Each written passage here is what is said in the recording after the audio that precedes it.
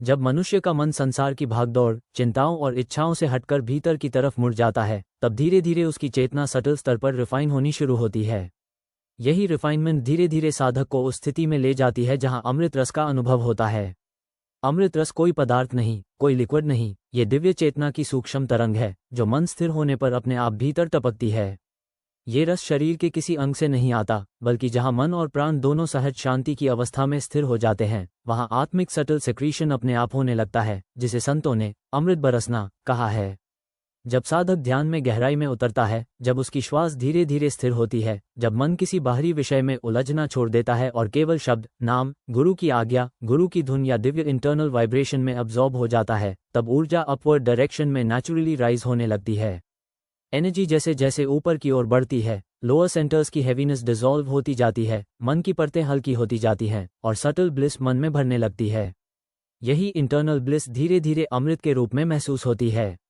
साधक को कभी इस रस में मिठास जैसी अनुभूति होती है, कभी ठंडक जैसी अनुभूति होती है, कभी बहुत शांति की, कभी भीतर दिव्य परफ्यूम जैसी, और कभी एक अजीब सा नेक्टर जैसा संतोष। जो साधना में जितना गहरा उतरता है, उसके अनुभव इतने ही रिफाइंड होते जाते हैं। अमृत रस किसी व्यक्ति का लक्ष्य नहीं होता, ये साधना का फल है। जैसे कोई फूल खिलता है तो सुगंध अपने आप आ जाती है, उसी तरह जब ध्यान, नाम, सुमिरन, शुद्धता और सरेंडर का फूल खिलता है तो अमृत रस अपने आप उतरता है। इसमें कोई जबरदस्ती, कोई कंट्रोल, कोई इमेजिनेशन की जरूरत नहीं, ये केवल सरेंडर, लव, प्योरिटी और गुरु कृपा से उत्पन्न होता है।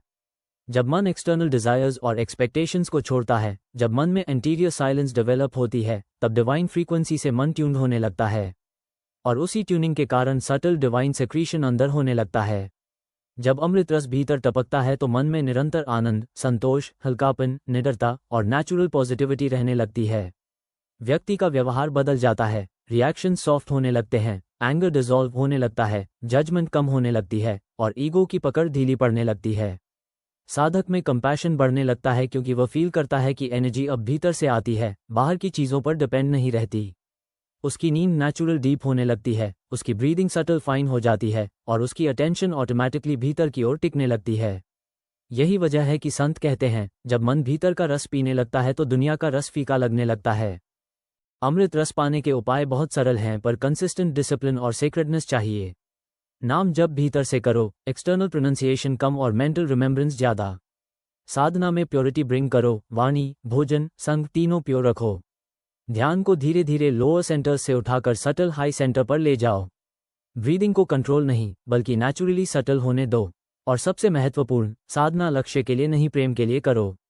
जितना तुम्हारा सरेंडर सच्चा होगा, उतनी जल्दी डिवाइन रिस्पॉन्स मिलेगा। यह मार्ग अनुभव का है, रीडिंग का नहीं। जितना भीतर उतरोगे, उतना अमृत अनुभव के रूप में अपने आप बरसता जाएगा। गुरु कृपा हो तो साधक का मानस ये रस अवश्य चखेगा, क्योंकि अमृत रस कोई खास कुछ करने से नहीं, खुद को दिव्य के आगे खाली कर देने से प्राप्त होता है।